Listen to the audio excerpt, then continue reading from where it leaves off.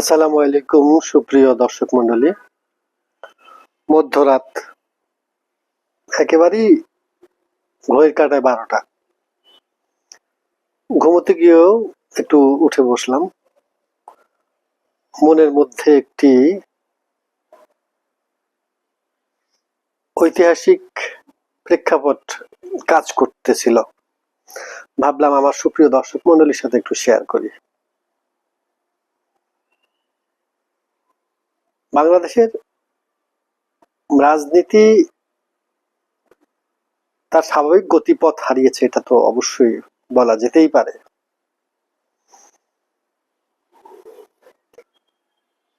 এখন পরিবর্তিত প্রেক্ষাপটে বাংলাদেশে যে নতুন সরকার, যে নতুন বাস্তবতা, সেই আঙ্গিকে আমরা বাংলাদেশকে কল্পনা করছি, বাংলাদেশকে নিয়ে ভাবছি, বাংলাদেশ কিভাবে এগিয়ে যাবে সেটা নিয়ে আমাদের চিন্তা চেতনার বিভিন্নতা আমরা লক্ষ্য করছি। তো যাই হোক, রাজনীতির বাইরে গিয়ে বিষয়টা হচ্ছে এরকম,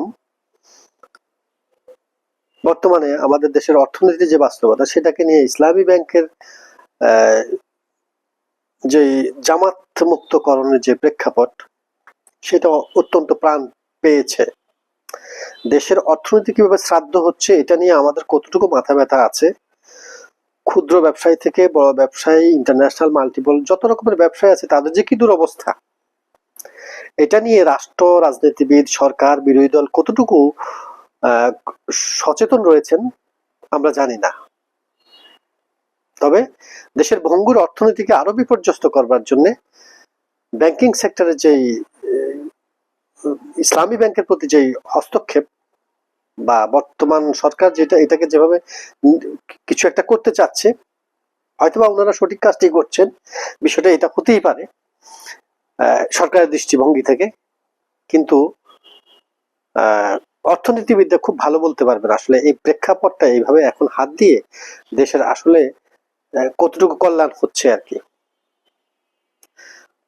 তো যেহেতু এটা অর্থনীতিবিদদের কাজ, একটা ব্যাংকিং, একটা ইসলামী ব্যাংকের মতো একটা বিশাল বড় একটা ব্যাংক, যার গ্রাহকের পরিমাণ 1,30,00,000-এরও অধিক, সেটা এখন টালমাটাল অবস্থা আর কি। গত কয়েকদিন বেশ উন্মাতাল।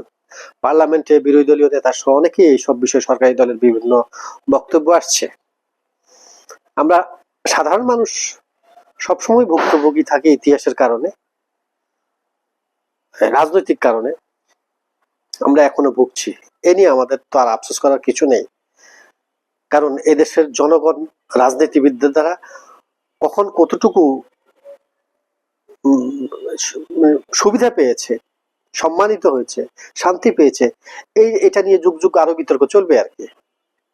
রাজনীতিবিদদের প্রতি আমাদের কোনো আক্ষেপ ভ্রুক্ষেপ এখন আর কিছু নেই, কারণ এদেশের কোনো ৭১-এর পর থেকে যতগুলো সরকার এসছে, কোনো একটি সরকার স্বাভাবিকভাবে বাংলাদেশের রাজনীতির মঞ্চ থেকে নির্দিষ্ট সময় শেষে বিদায় নিতে পারেননি।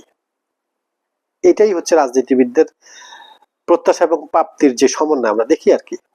আমরা জনগণও অভ্যস্ত হয়ে যাচ্ছি আস্তে আস্তে। যাই হোক, আমার বিষয়টা আজকে যে ইসলামী ব্যাংক নিয়ে যেই টানাপোড়েন চলছে, নিশ্চিতভাবে যদি ইসলামী ব্যাংক এই পর্যায়ে চলতে থাকে, তাহলে বাংলাদেশের ইকোনমিকের উপর ভয়ঙ্কর একটা প্রভাব পড়তে যাচ্ছে অতি সহসা। এটা বাংলাদেশের মানুষ অবলোকন করবে। শেখ হাসিনার মাধ্যমে সে ফ্যাসিস্ট রেজিমে যখন সালামকে ইসলামী ব্যাংক হস্তান্তর করা হয়, তার পরবর্তী অবস্থা আমরা জানি। এরপর ইন্টারিম গভর্নমেন্ট চেষ্টা করেছেন ব্যাংকটাকে উত্তরণ ঘটানোর জন্য, অনেকটা সফল হয়েছিলেন, কিন্তু এখন আবার সেই একই ইন্টারিম পূর্ব যে সিচুয়েশন সেটা আমরা লক্ষ্য করছি। এ নিয়ে আমাদের কোনো আফসোস নেই। ইসলামী ব্যাংকে আমারও অ্যাকাউন্ট ছিল, এখন আর নেই।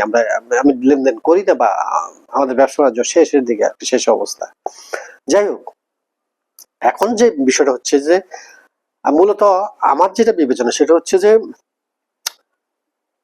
আমরা দেখেছি ৯০-এর দশকের ছাত্র আন্দোলনের সাথে সম্পৃক্ত থাকার সুবাদে আমরা দেখেছি ৯০ পরবর্তীতে বিভিন্ন সময় ক্ষমতায় রাজনীতিতে যারাই এসছে তারা জামায়াতকে টার্গেট করেছে।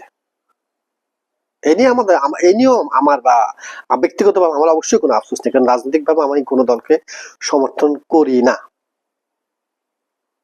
90 থেকে যখন ভোট দিতে শিখেছি আজ পর্যন্ত কোনো একটি দলকে প্রতিবার ভোট দিতে পারেনি। এটা হচ্ছে আমার রাজনৈতিক পরিচয়। তো যাই হোক, জামাতকে টার্গেট করা হয়েছে বিভিন্ন সময়। ক্ষমতায় যখন যেই এসছে, জামাতের রাজনীতি যেমন বিএনপির সাথে ছিল, সরকারেও ছিল, আওয়ামী লীগের সাথেও রাজনীতি করেছে, কিন্তু তো প্রত্যেকটা রাজনৈতিক দলেরই ক্ষমতাসীনদেরই মূল টার্গেট ছিল জামায়াতকে নিষ্ক্রিয় করা, অবদমন করা, অবলুপ্তি করা, জামায়াতকে ঠেকিয়ে দেয়া।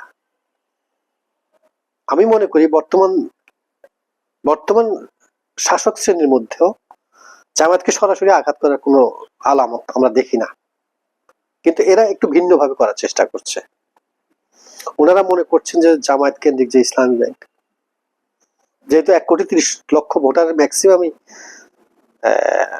জামায়াতি ইসলামের যে ইসলামী ব্যাংকের যে ভাবধারা, সেটাকে আস্থায় রেখেই তারা সেখানে অ্যাকাউন্ট করেছে।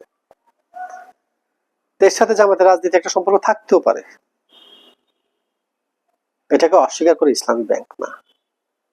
কিন্তু বাংলাদেশের অর্থনীতির যে মূল অবকাঠামোতে ইসলামী ব্যাংকিং সেক্টর যে একচ্ছত্র আধিপত্য, এটাকে সরকার নিয়ন্ত্রণ করবে কি দিয়ে? গত দুদিনে যেভাবে হাজার হাজার হাজার হাজার অ্যাকাউন্ট হোল্ডার তাদের টাকা উত্তোলন করে নিয়ে যাচ্ছে, এতে তো ত্রাহি ত্রাহি অবস্থা। আমরা ইসলামী ব্যাংকের বাইরে অন্য অন্য ব্যাংকের যে বুথ আছে সেখানে গিয়েও টাকা পাচ্ছি না, সীমিত পরিমাণ টাকাও পাচ্ছি না। 20-50 হাজার টাকা অনেক ক্ষেত্রে পাওয়া যাচ্ছে না, 10,000 টাকা পাওয়া যাচ্ছে না। তো আমার বক্তব্য হচ্ছে, আপনারা জামাতের রাজনীতিকে যদি টার্গেট করে থাকেন, যে টার্গেট করতে করতে যে 54 বছর তো জামাতের তো কোনো ক্ষতি হলো না, জামাতকে তো কিচ্ছু করতে পারলেন না। জামাতে তো উত্তরণ ঘটছে একের পর এক। জামায়াতের ইসলামী ব্যাংক যদি বলি, ইবনে সিনা, আরো কত কি যেন আছে শুনি। তো আপনারা যারা রাজনীতি করেছেন, সেই যদি বলি সেই আওয়ামী লীগ বা আজকের ক্ষমতাসীন যারা আছেন, তারা নিজেদের মতো কেন কোনো প্রতিষ্ঠান করতে পারলেন না? চিকিৎসা ক্ষেত্রে, ব্যাংকিং সেক্টরে, এডুকেশনে, কোন দিকে তো আপনারা করতে পারেননি। আপনারা করুন না, চেষ্টা করুন না, কেন করছেন না কেন? এরকম ইসলামী ব্যাংকের মতো আরেকটা বড় রকমের কিছু একটা করুন, নিজস্ব দলীয় সমর্থক বা শুভার্থীদের সহযোগিতার চেষ্টা করুন না কেন? এইসব টানা হেঁচড়া করে তো আসলে জামায়াতকে আপনারা দমিয়ে রাখতে পারেননি। জামায়াতকে আরো মানুষের কাছাকাছি ঠেলে দিয়েছে। জামায়াত এখন বাংলাদেশের সবচেয়ে বড় নন্দিত দলের পর্যায়ে পৌঁছে যাচ্ছে। এটা কি লক্ষ্য করছেন? আপনারা দেখেননি, দেখছেন না? আজকে যারা ক্ষমতায় আছেন, কিভাবে জামাত 38%, 39% ভোট পেয়ে গিয়েছে, বা 32%, সরি, জামাত মানে এককভাবে 32% পেয়েছে, অন্যরা মিলিয়ে 40% মতো। জামাতকে কি ঠেকানো গেছে? ইসলামী ব্যাংক জামাত মুক্ত করলে কি হয়ে যাবে? 1,30,00,000 ভোট হারিয়ে যাবে? 1,30,00,000 গ্রাহক জামাত থেকে বিচ্যুত হয়ে যাবে? জামাতের সোশ্যাল কমিটমেন্ট কোন পর্যায়ে আছে? আপনারা কি খবর রাখেন? অবশ্যই রাখেন। জামাতের যে আদর্শিক রাজনৈতিক ভিত্তি, তাদের দলীয় যে এজেন্ডা, দলীয় যে কমিটমেন্ট, তাদের দলের নেতৃত্বের যে স্তর, ইচ্ছা করলে কি জামাতি হওয়া যায়? ইচ্ছা করলে কি রোকন হওয়া যায়? ইচ্ছা করলে কি সাথী হওয়া যায়? কিচ্ছু হওয়া যায় না। একটি বিষয়কে আপনি হয়তো দমিয়ে দিলেন, ইসলাম ব্যাংক দমিয়ে দিলেন, ইবনে সিনা দমিয়ে দিলেন, আরো কি কি আছে তাদের শিক্ষা প্রতিষ্ঠান, এগুলো দমিয়ে দিলেন, সবই হতে পারে। কিন্তু জনগণের মধ্যে তারা যে বিস্তৃতি লাভ করেছে, জনগণের গভীরে যে তাদের যে আস্থার বিষয়টা ওরা প্রতিষ্ঠিত করতে পেরেছে, সেটাকে অবলুপ্তি ঘটাতে পারবেন তখন যখন জামাতের চেয়ে আরো বড় কোনো আদর্শকে নিয়ে মানুষের সামনে উপস্থিত হবেন, মানুষের কাছে নিজেদেরকে উপস্থাপন করতে পারবেন। এছাড়া জামাত অবলুপ্তি হবে না। জামাতের সমস্ত মেরুদণ্ড ভেঙে দিল, জামাতে দেশের মানুষের ঘরের দুয়ারে দুয়ারে পৌঁছে গিয়েছে দেখা যাচ্ছে। অতএব রাজনীতিকে মানুষের কাছে নিয়ে যেতে হবে, বা কোনো আদর্শকে যদি আপনি ডমিনেট করতে হয় তাহলে আরো অতি উত্তম আদর্শ নিয়ে আপনাকে আসতে হবে। ইসলামী ব্যাংকের কোনো ক্ষতি হলে সেটা সারা দেশের মানুষের ক্ষতি হবে, শুধু জামাতের ক্ষতি হবে না। 1,30,00,000 গ্রাহক মানে 1,30,00,000 পরিবার, এরা সবাই জামাতি না, এটা মাথায় রাখবেন।